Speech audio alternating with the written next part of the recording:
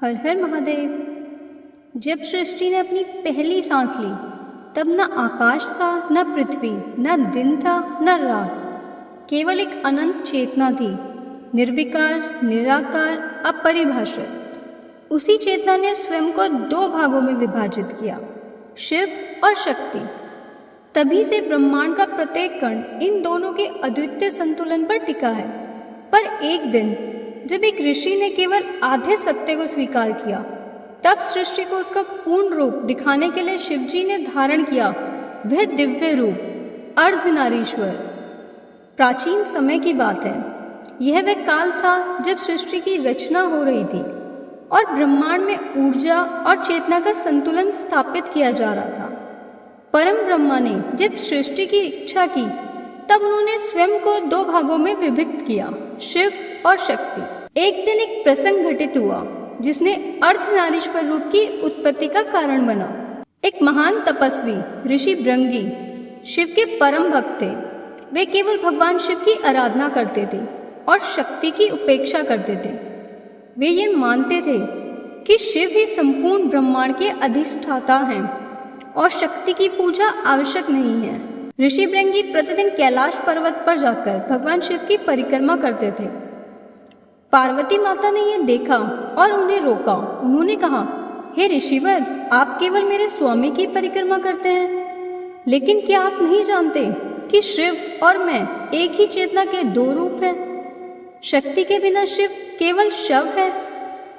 तब ऋषि भृंगी ने उत्तर दिया, हे देवी, मैं केवल शिव की आराधना करता हूँ। मेरे लिए वे ही ब्रह्मा हैं।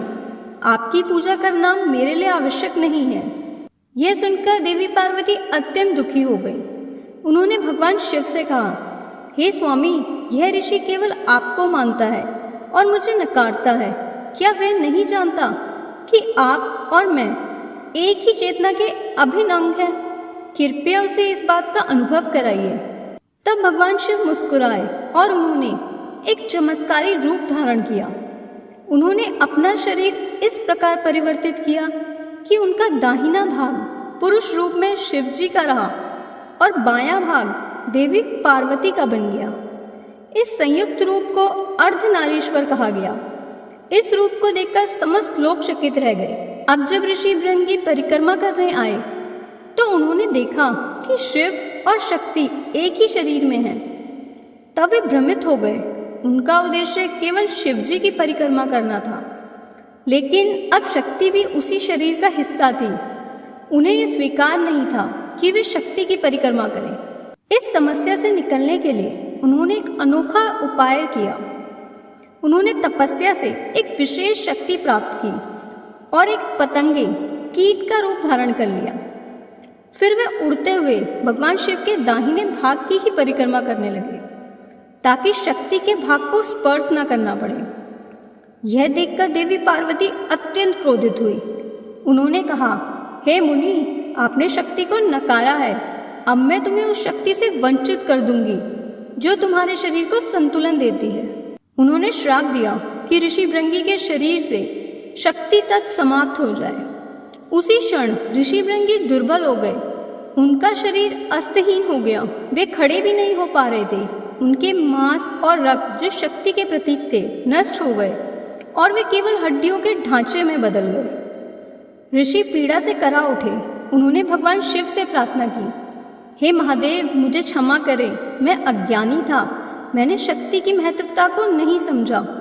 कृपया मुझे शक्ति प्रदान करें जिससे मैं फिर से अपने कर्तव्यों का पालन कर सकूं। भगवान शिव करुणामयी हैं। उन्होंने ऋषि को त्रिकालज्ञ दृष्टि दी और उन्होंने बताया कि शिव और शक्ति एक ही हैं। उन्होंने ऋषि भृंगी को एक अतिरिक्त पैर प्रदान किया जिससे वे संतुलन बनाए रख सके। इस घटना के बाद सारे ब्रह्मांड में संदेश फैल गया कि शिव और शक्ति को अलग करना संभव नहीं है। दोनों एक ही चेतना के दो आयाम हैं। तभी से अर्धनारीश्वर रूप को ईश्वर के पूर्ण रूप के रूप में स्वीकार किया गया। अर्धनारीश्वर का यह रूप उस दिव्य क्षण का प्रतीक है जब शिवजी और पार्वती माता ने संसार को यह दिखाया कि स्त्री और पुरुष के बिना यह ब्रह्मांड अपूर्ण है।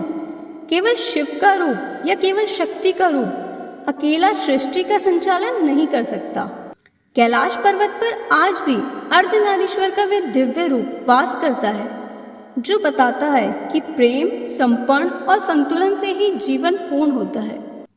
अगर आपको ये कथा पसंद आए तो इसे लाइक करें, शेयर करें और सब्सक्राइब करें। हर हर महादेव। जय पार्वती माता।